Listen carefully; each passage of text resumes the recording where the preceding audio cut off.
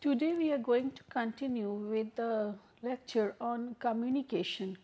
In the last session we discussed about what is communication and what are the different types of communication, in which we covered interpersonal communication and communication at the group level. Today we are to discuss about communication at the organizational level and the barriers to effective communication. Before moving to that, for as a recapitulation, if we understand, like, communication helps us, there are 4 functions of communication. It helps us in controlling other person's behavior. It helps us in motivating people in a group, and it helps to share emotions, emotional expression, and also it all helps to share information. These are the 4 major functions of communication. Now, one of the major parts, important parts of communication is also listening, and which is one of the major responsibility of the receiver. Like, while that person is decoding the message, the listening style that is important, that has to be learnt, is called the reflective listening style. In reflective listening, it is a skill which is developed. What is done is, with in reflective listening, while we are listening, we listen very carefully to what the other person is telling, and try to repeat the words, and we try to repeat the words back to the speaker to verify so the heard message, so that there is certain scope for correction if there is any misunderstanding. So, reflective listening, it emphasizes the role of the receiver, and it helps the receiver to understand the communication clearly and fully understand the message what has been sent by the sender, and it is very useful in problem solving. Otherwise, there could be a gap of information about what the sender wants the receiver to understand and what the receiver actually understands. So, the things which are there in reflective, which are more important for reflective listening, and listening first is listening very carefully, and we have to be very concerned about also what are the feelings that are communicated through the message, so that we can get to understand the emotional part of the message that is being communicated by the sender. Then is we should be responding to the communicator, but not try to lead the communicator to a certain thought process, and it helps in reducing the interpersonal barrier and understand people. So, generally there are 4 levels of verbal response when we are talking of reflective communication. So, first is like of first step is affirm communication, and affirm contact, rather, in that what is done is the communication is done assertively. Next is the thoughts are rearranged accordingly to the it's like rearranging thoughts, process and expressions. Next stage is that of paraphrase, in which whatever is heard by the receiver is reflected back to the speaker, and with as much of accuracy as possible. So, whatever we hear will try to accurately reflect back to the speaker as much we have heard it, and it helps in building empathy and we feeling and a positive bonding between the receiver and the sender. It generates a feeling of openness and acceptance. So, third step, important step, is clarify the implicit. What happens while we communicate certain things? In most cases, we do not communicate the whole thing. We take certain things like as implicit part of it, as accepted part of understanding, like we take it for granted. Maybe we want to tell something, we do not explicitly tell it, and we feel like the receiver is well matured enough to understand that part of the implicit communication. So, those part of reflective listening is one of the important functions of reflective listening, is also to bring out those unspoken words, and it builds greater awareness. Fourth part is reflecting core feeling. In that, what has happened is important thoughts and feelings are restated, so there is no scope for ambiguity, and it should be done with caution. In reflective listening, there is a part of non-verbal behavior also. It is important for the speaker to like one of those important things is that of eye contact. It helps the speaker to open a discussion, get to know like whether like your eye contacts, expression of eyes tell whether the listeners are listening properly, they're interested or not, whether they've understood things properly. And here we have to be concerned about the cultural differences also, and what eye contacts mean in different cultures and how it gets interpreted over there. So, and it helps the listener in sorting out the thoughts and feelings and identify personal responses. So, these are certain things that helps in like moving the communication forward when either we are in a face-to-face situation or we are not in a face-to-face situations. Maybe through electronic media we are hearing certain things and we want to interpret those things, we want to interpret the meanings of those things in how the speaker is telling and what that speaker is telling. So, reflective listening is one of the important criteria, important things, one of the important things to be learned how to do or how to listen in a reflective way if we want to go for effective communication. Next part of the discussion, which is very important, which we started with in the earlier class, is that of the richness of the media. We touched upon it in the earlier class and we thought of discussing it in this session, is the richness of the media through which the message is getting transmitted.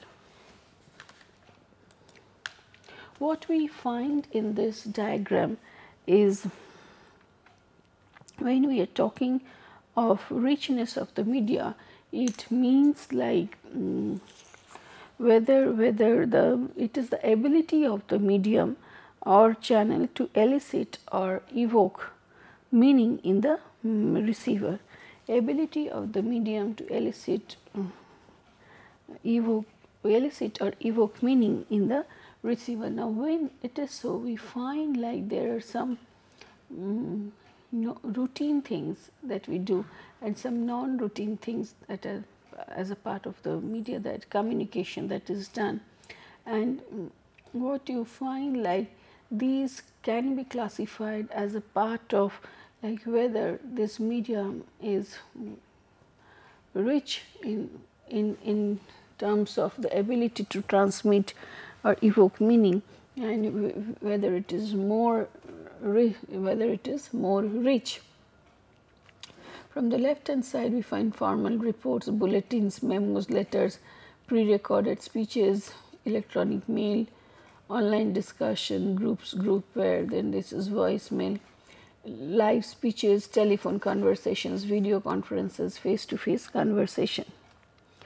So again, there is a relationship between what we find over here, media richness, and the data capacity of the medium. What we find over here, face-to-face conversation is very high in the richness of the channel, but it is highest in the richness, but the data capacity is lowest. While in face-to-face communication, it is that we cannot share a bulk of information. The information shared is where its quantity is the lowest, but it is very highest in the level of richness, is that we can share our ideas, get to know like what others are understanding about it, and we can make ourselves communications clear in what we want to communicate and what the person has understood. So face-to-face conversation is highest in channel richness, but it is the lowest in as a part of the data capacity what is there. When we come to telephones over here, telephones are again high in channel richness, but it is low as far as data capacity is concerned. It's higher than face-to-face communication, but it is again lower than voicemails and all these things. When we are talking of memos and letters over here, this is low in channel richness, and but it's low or moderate in channel richness, and it's also moderate in data capacity. When you're talking of reports, formal reports and bulletins, these are highest in terms of data capacity, but it is low in terms of channel richness, because lots of data is shared, and we do not know, we do not have the feedback about whether people are understanding what is being communicated to them or not. So as we move up in the channel richness domain, maybe the data capacity of the medium becomes low. When you are low in channel richness, our data capacity is somewhat high. So we have to, like, when we want to communicate certain things, we have to do a mix and match of these things, these modes of communication, these channels of communication, so that whatever we are communicating, it's both like we are able to make others understand what we want to communicate, and we can communicate the whole thing, like quite a bit of information at a certain point of time. So we have to do a mix and match of these channels based on their channel richness and data capacity.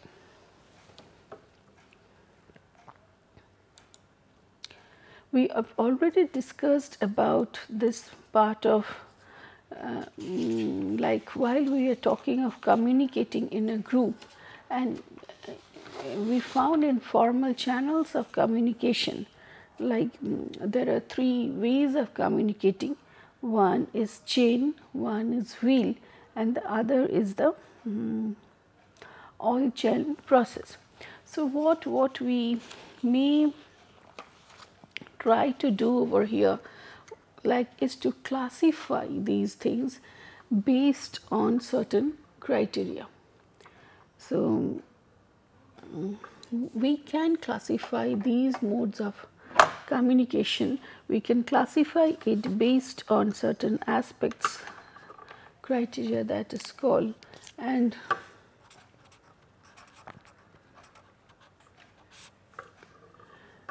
we can take it over here, the chain, the wheel and all channel. So these criteria according to which we can classify, first is the speed of communication. What we can find over here, in chain the speed is moderate, in wheel it is fast, and as all channel it is also fast, because you can, in all channel it is fast because here you are, and like you can move from here there and whichever way you want to go, and communication spreads very fast. The speed of communication is very high. Next we are talking of accuracy of communication, in which the chain, the accuracy of communication is high. In wheel also it is high, but in all channel it is moderate. Reason is, like in chain, what we know is one person is communicating to the other person, this person is communicating to the other person. So one-to-one communication is there, and we know like who is communicating to whom, and there could be a process of validating and rechecking. In wheel also all the communication passes through the leader, so there is a great possibility of accuracy in it. But what happens in this one, all channels, everybody starts communicating with the other person, and there is hardly any check on what is the validity of the data and whether it's been transmitted in an accurate way or not. When we are talking of emergence of a leader, it is the third criteria, emergence of a leader. In chances of emergence of a leader is moderate in chain communication, because all are just passing information. It is very high in wheel because all information gets centrally passed on to one person, and that person passes that information to the outside parties or outside world. So there is a great chance of emergence of a leader when we are talking of wheel communication. But when we are talking of all channels communication,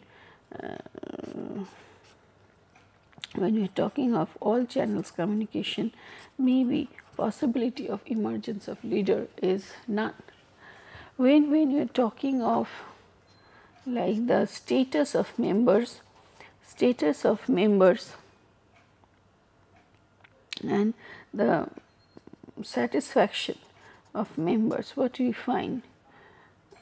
Status of members and their satisfaction, we find it is moderate in chain communication, and because one is communicating to the other, and there could be a hierarchy of like communication and maybe being closer to the boss, is low in terms of will, because some people get to communicate to the leader and some people may not. It's very high when you are talking of all channels, because everybody is trying to communicate with the other person, and that's why they get satisfaction from this communication. So these are like the small group networks and how the communication process is effective in these small group networks.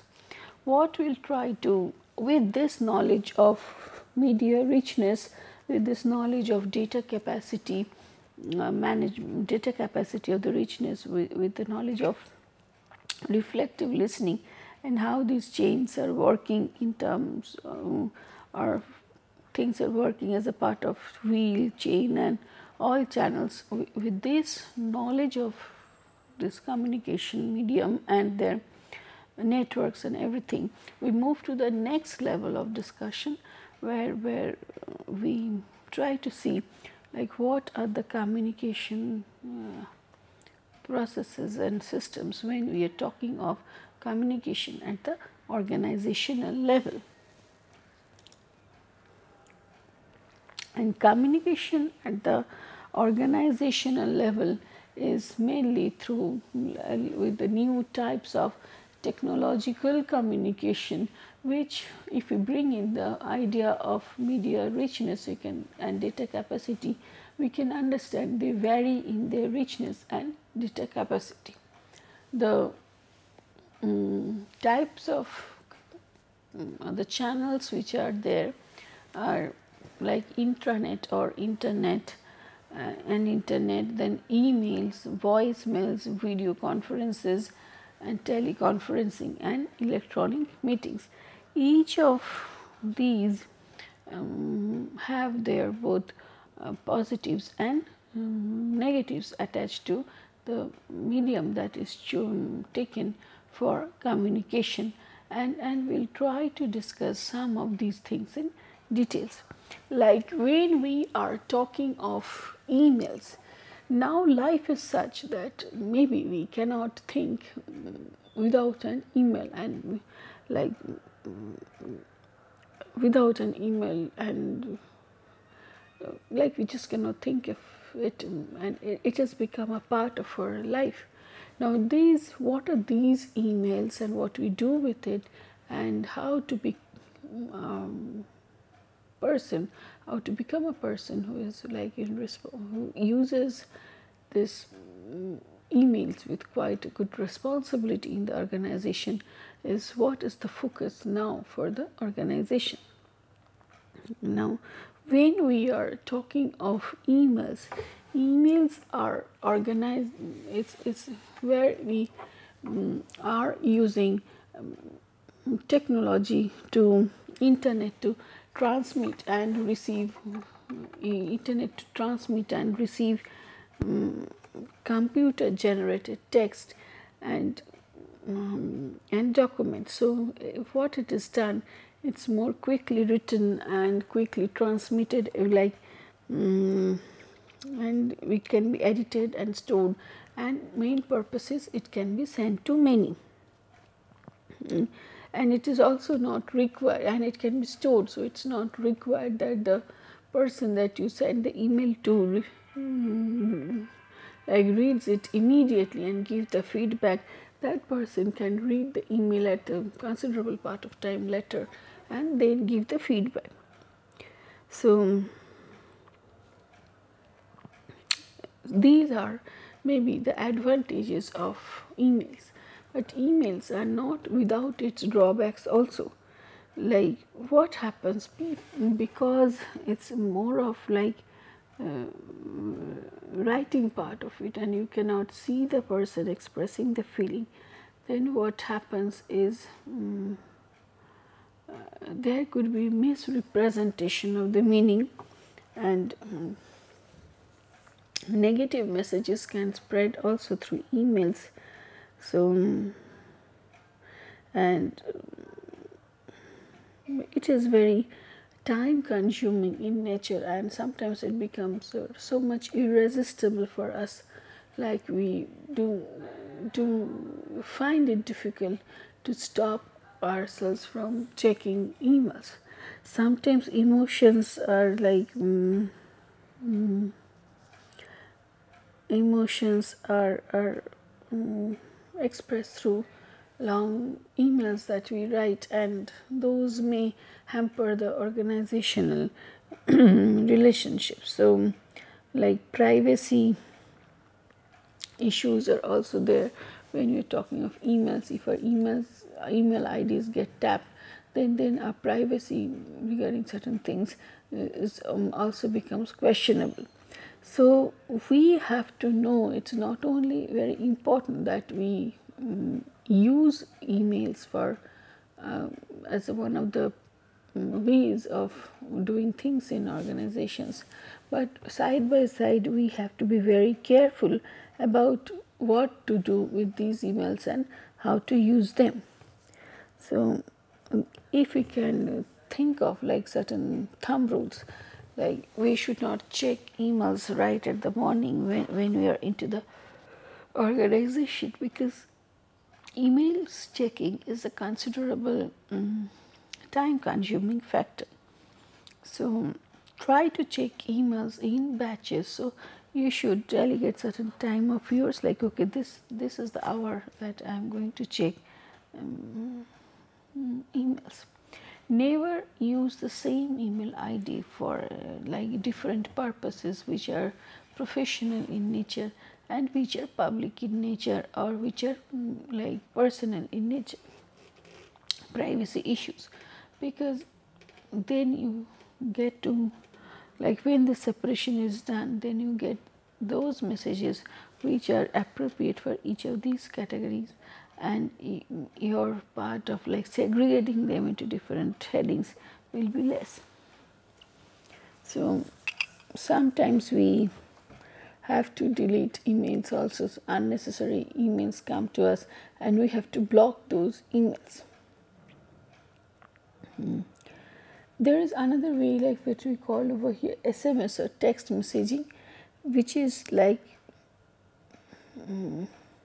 where instantaneously we send message about certain things that we feel like, certain happenings that we watch, etc.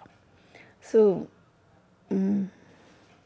what is important over here and how it is differentiated from email?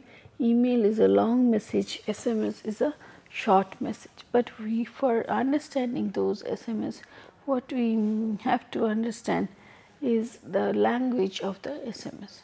So many people are not very comfortable with the language of the SMS, and they have to learn it to understand what is being told in that SMS.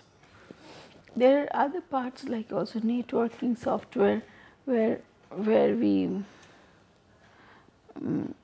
like register to that, like MySpace or Facebook, and then we know what are the functions and we try to form a common bond with the people that we network with. Blogs are again social media where entries are written and generally displayed in reverse chronological order. So one of these maybe type of blog is Twitter. So next important thing is that of video conferencing. In video conferencing, what happens? It helps people meet it helps you to meet with people in different locations, and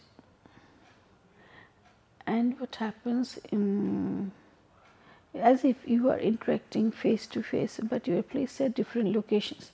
What is important, like all are present at the same point of time and all are accessing the net at the same point of time when you are talking of video conferencing. So all these things may lead to certain, one of the important issues is like how to manage information. How to manage information may require, like there are two separate parts to it.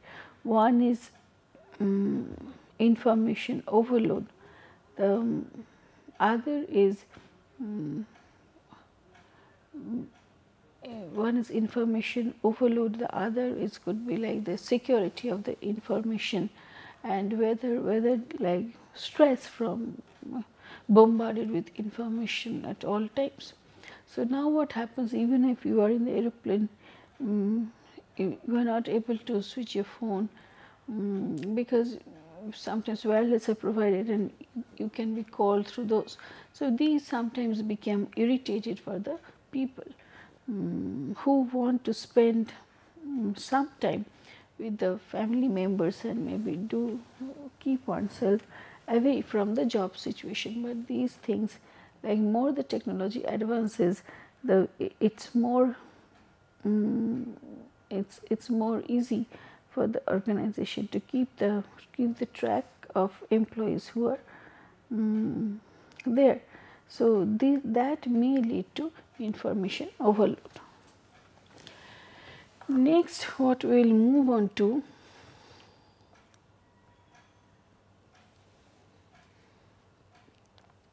knowledge management in the organizational context.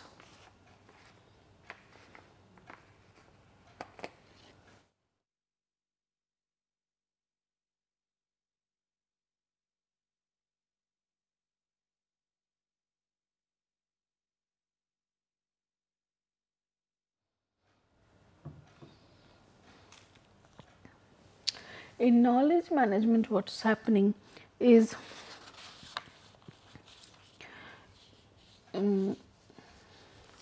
it's a organization's way of generating collective wisdom and so that the right information gets to the right person at the right time.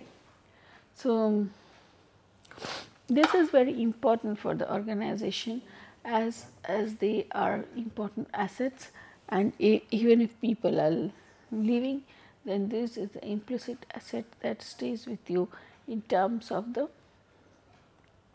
knowledge and experiences and things learned out of that. So, another part of organizational communication is communicating externally. So, that through distinct programs like public relations, advertising, promotions, customer, client, patient service, and all these things. So, these are some of the different types of organizational communication. When we are talking of multicultural communication and we are talking of barriers to effective communication in multicultural communication. So, what are these barriers or factors that block significantly or significantly distort the successful communication? And what happens over here in multicultural communication? So, there are the issues of ethnocentrism, tendency to consider the values, norms and customs of one's own country as superior. So, it may be implicit or explicit, and cultural insensitivity is not being sensitive to cultural differences. This is very important. Non-verbal cues in fact means different things to different cultures, and if you are not sensitive to the culture, then you may land up in great trouble, because non-verbal cues from different countries vary and mean totally different things. Next is intercultural communication succeeds when the communications communications are made in such a way it shows like communicators are aware of the cultural, structural cultural differences, significant cultural differences which are there, and it should be taken care of, like ethnocentric feelings, tendencies are avoided, and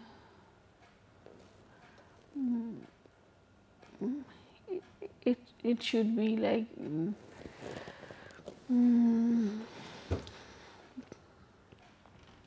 understanding like people are different and they understand things in different ways. So, these things of like if we start with these assumptions, maybe life is easy for us in communicating in different cultures.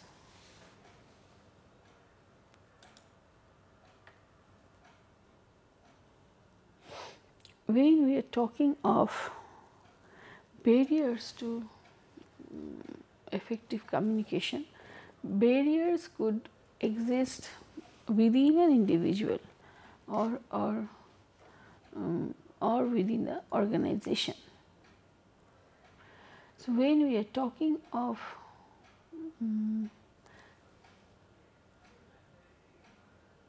barriers, we will try to see some of the points clubbed under different headings.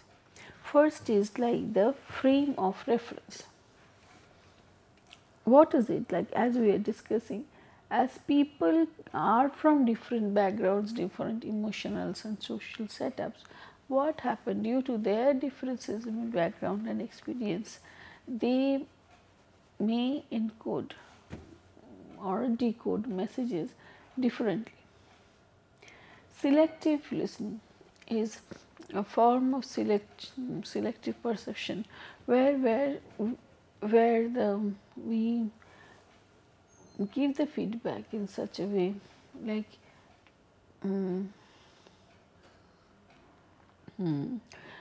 that it consists of only the positives, and it doesn't share it throw much light on the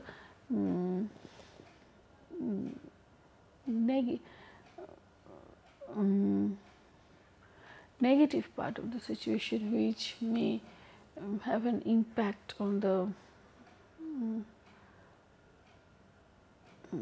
communicators also. Like value judgment is where we judge give an overall value to the message based on his or her evaluation of the message's anticipated meaning, and then you get value to this. Source reliability is trust, confidence and faith that receiver has in communicators' actions. So, what happens over here, like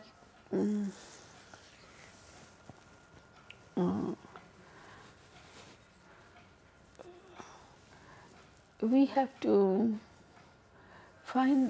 be cautious about some of these barriers based on we have to be cautious about some of the barriers based on like where is the block being created and how it is trying to reflect on the behavior pattern. So, like value judgments, source credibility, these are important parts of barriers that have to be taken care of. Next is filtering of the message.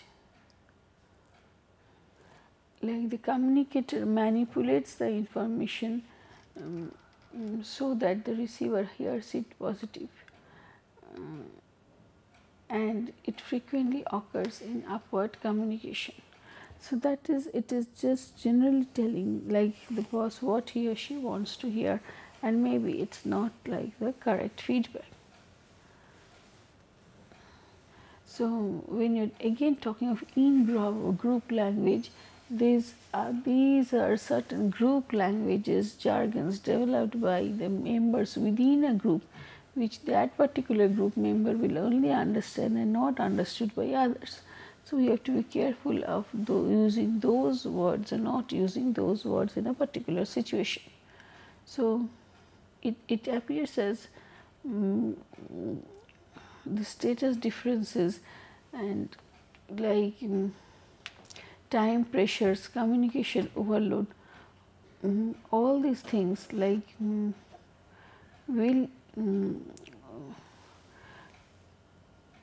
affect the behavior of the individuals and their performances in the organization, and we have to take care of these issues if we are to go for a better performance. And there could be like if you are not aware of these things, due to these things the barriers may be found, and these could be acting contra to the performance of the organization. What we can do is try to take corrective measures to check these barriers.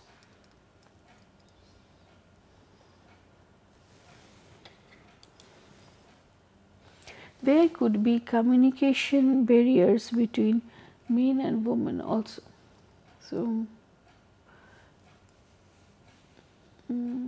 it means like women talk in certain ways and men do talk in certain other ways. Like men talk to emphasize status, power and independence, complain that the women talk on and offer solutions and to boast about their accomplishment. And women talk to, like they are more on the social front, they talk to establish intimacy and connections, criticize men for not listening, speak of problems to promote the closeness like emotional bonding, and express regret and restore balance to a conversation. Well, like something is not working, they generally share the regret and try to restore the balance in the conversation. So, if you can understand, like women are more of like they try to form more groups and more relationship oriented when you are talking of the barriers between what man communicates and wants to hear and what woman communicates.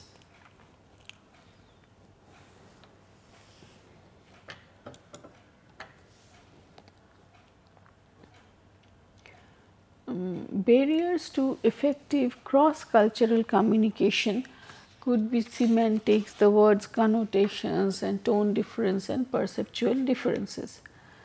So, communication could be there across cultural contexts also, like when it is a very high context culture, cultures that really rely heavily on non-verbal and subtle situational cues to communication. And in low context cultures rely heavily to convey meaning in the heavily on words to convey meaning in communication. So, what happens over here?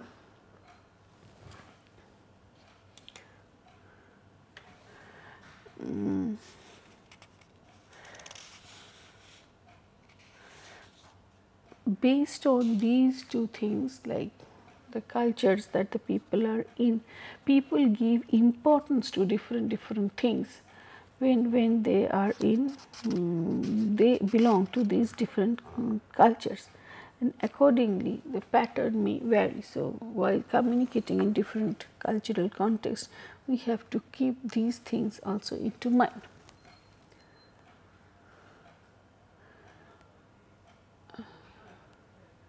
We also have a type of communication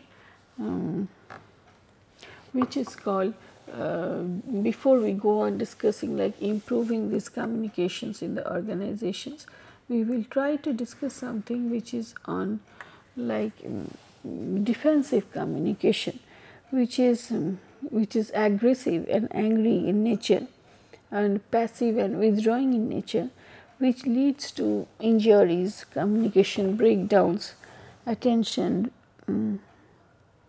then non-productive efforts, problem solving features.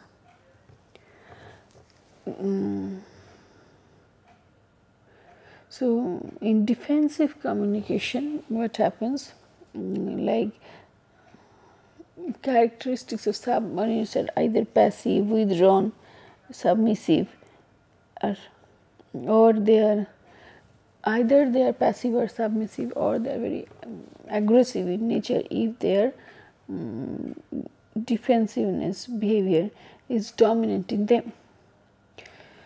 People take different techniques while they are trying to communicate defensively, like defensive techniques taken by boss are defensive techniques which are taken by boss are like your power play, like showing the power play, finish the report by month's end sort of thing. Then we are talking of put down things, like if like telling others, like if someone is capable, like I'll try to put you down, in the sense we compare you with someone effective and tell like this person would have been able to do this job more clearly. So, leveling someone as either as a fast learner or a slow learner, and raising doubts in the whole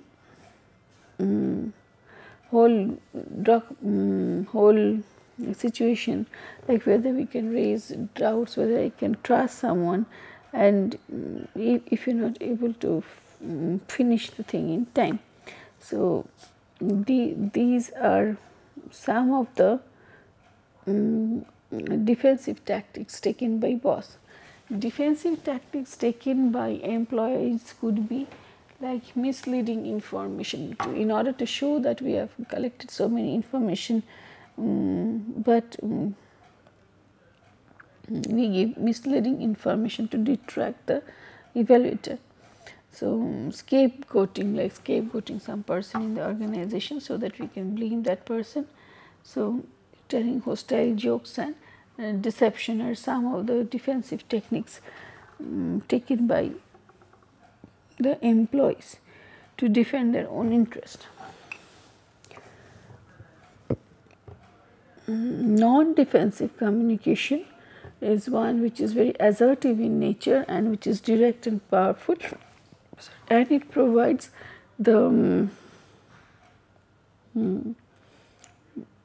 basis for defense, and it restores orders, balances and effectiveness when situations arise.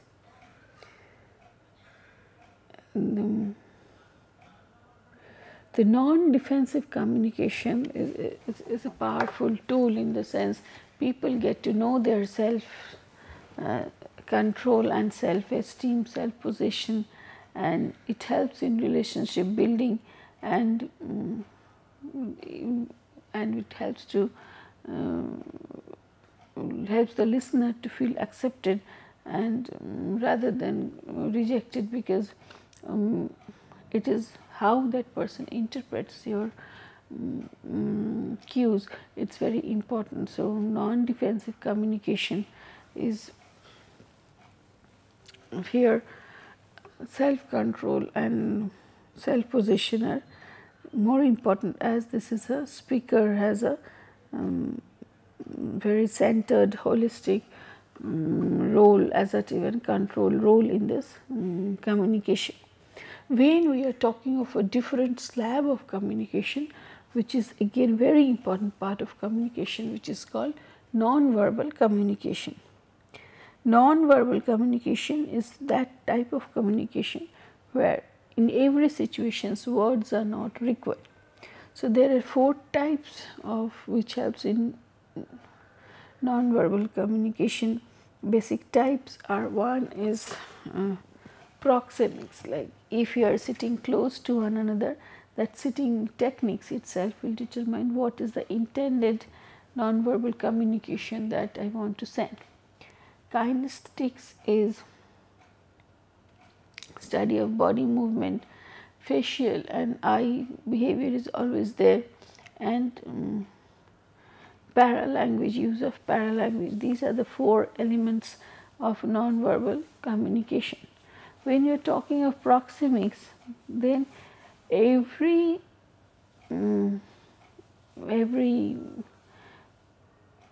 one, like even every animal has like it's what is called a territorial space.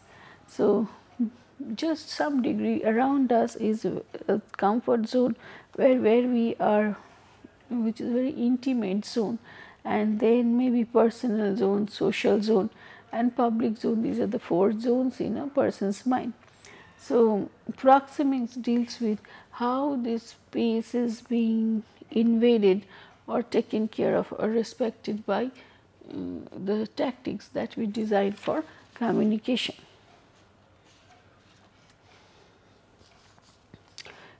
What happens sometimes, the seating arrangements may tell like what we want people to do.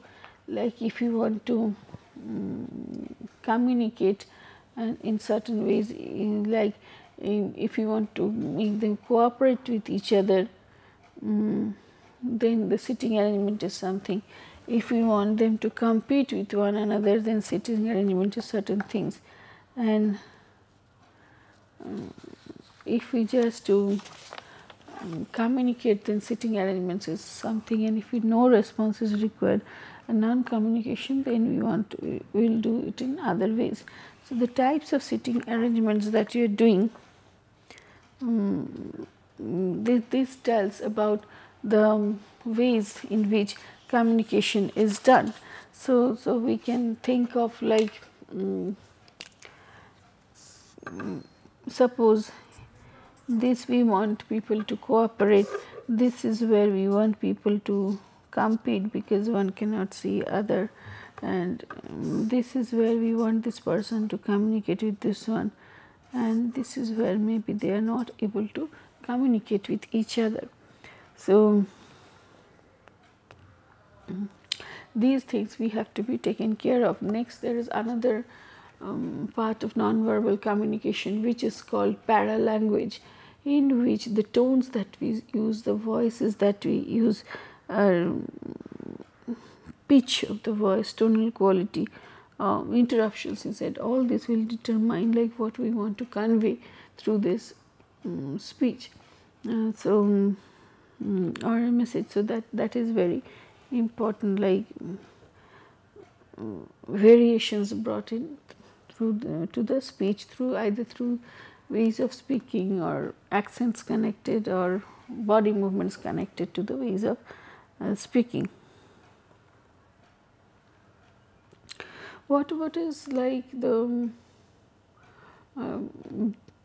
could be the disease of communication, if you can put it in that way, is failing to communicate in a proper way, and where there is a lack of, where there is a lack of heartfelt communication, and we are just communicating from the head, just on passing on the message. There is less of emotional attachment and softness in what we are speaking. So and it shows less of personal integrity of the speaker who is communicating the message. So that's very important. All these things, like when we are talking of positive healthy communication, like it should be from head to heart, and then there should be some competence for it, and then emotional competence and personal integrity. These are important parts of healthy communication. So again, nowadays, like this information passed through communication technology, these are easing our life to a certain extent, because it helps us to communicate faster and it helps us to reach many people at a certain point of time. But again, it also affects our life. It also invades our life to a certain extent. Like suppose we don't want to communicate, we want to be our own self, we want to be with our family members, but due to this like high accessibility of electronic mediums, suppose we have become like ever reachable and always reachable quality of type of people, and as a result, like schedules of office hours become irrelevant, and considerations of time and distance become irrelevant, and sometimes like these time zones boundaries, geographical boundaries becomes irrelevant, and these may create tension, the stress on the individuals. So we have to understand where we need to stop and how do we need to balance all these activities while we are talking of communicating in the organization. That brings us to the last part of the discussion, which is now on improving communications in organizations based on the barriers that we have discussed, based on the characteristics of the different communications that we have discussed, based on like the defensive communication and the requirement of healthy communication.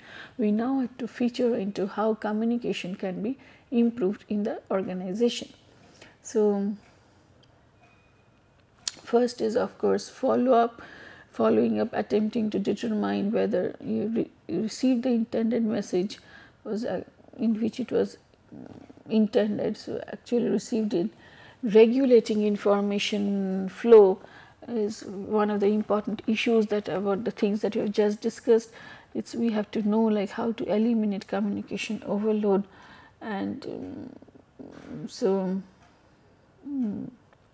and by the quantity and the quality of information that you need to maybe reject and not look into, and utilizing feedback in a proper way is one of the important things. Then developing empathy for people like who are listening to your communication, empathy for the receiver will help you to anticipate, could be how the message will be decoded. Repetition, so that this is what we are talking of, reflective listening, repetition of the message, so that we can understand, like we have understood the intended message in a correct way. So encouraging mutual trust is very important between, specifically between the manager and the subordinate, so that we can know, like we share information. There is organizational process of sharing information. We trust each other with the information shared, so that we know like it should not be misutilized. When this is done, the grapevines and rumors decrease in the organization, and people communicate to know the organization's purpose. There is less of guesswork, and deviance in the organization's purpose is not there. Effective timing is what we need to understand, so that like at a certain point of time, like employees are not bombarded with too many of information, and they have to prioritize those informations. So we have to use simple languages, so that people are able to decode it, even if they are not very conversant with a particular language. So effective listening is it is listening with understanding, and it helps you to decode the messages. And using of the grapevine is managers should know how to use the grapevine in a positive purpose, because if the grapevine starts functioning against the organization's purpose, and because it has got a great speed through which message can travel, and because of that high speed, then and there is less way to check the accuracy of the information, these can be devastating. If message distortions travel through grapevine. We have to promote ethical communication, in the sense people should not intentionally deceive each other, they should not intentionally harm each other, and they should be treated justly. So whether there are certain issues of discussion, like to what extent privacy should be respected in the organization, regarding privacy of information shared. So whether we can allow for monitoring our communications, getting monitored by others, and organizations spying on whatever we are doing as a part of telephonic communication, emails. So these are the things that we need to be very careful about. We may think like we are just writing an email and others are not following us, but we could be under the surveillance lens of the organization, who is monitoring all the emails that we are writing, or the phone calls that we have made to other people and other parties. And those may act as evidence against us in later point of time. So we have to be very careful about these things while we are using organizational channels of communication at the work time, at the workplace. And there should be also some understanding, some points of agreement, some points of drawing the line, that is where to stop and where to begin.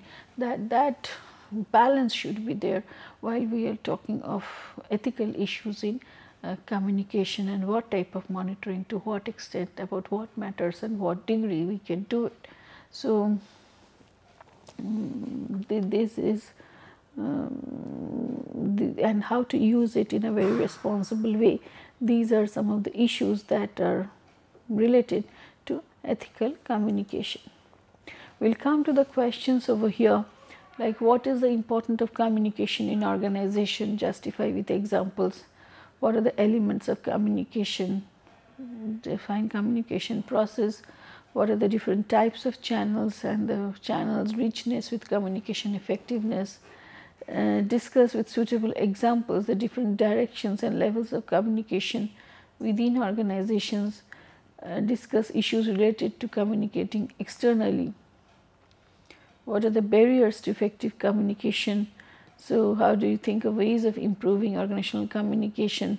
How can the organization promote ethical communication? So, these are the important questions which help us to learn what is the importance of communication, how we get the sender receiver involved in the process of communication, how do we transmit messages which are important for the organization's smooth functioning and helping the team getting formed. In that sense, we communicate and we express our feelings, information, we share things, and the sender and the receivers understand it in the way they take a feedback, they come closer due to this process of communication, they work towards an organizational purpose. And also ethical communication is in the sense what to communicate, how to communicate, what should be the language that we should be using, what is the media that we should be using, what all information can we share with outside world, or should we be trustworthy enough to retain some of the organization's information which leads to the competitive edge for the organization, and we should not share it with outside things, outside world, so other competitors around. So or we should not use the organization's platform to just show some disrespectful opinion which is our personal opinion to others and use the company's channel of communication for it. So these are certain things where we have to be very responsible communicators and communicate in that way. If that is done properly, then communication works wonders for organizational effectiveness. Thank you.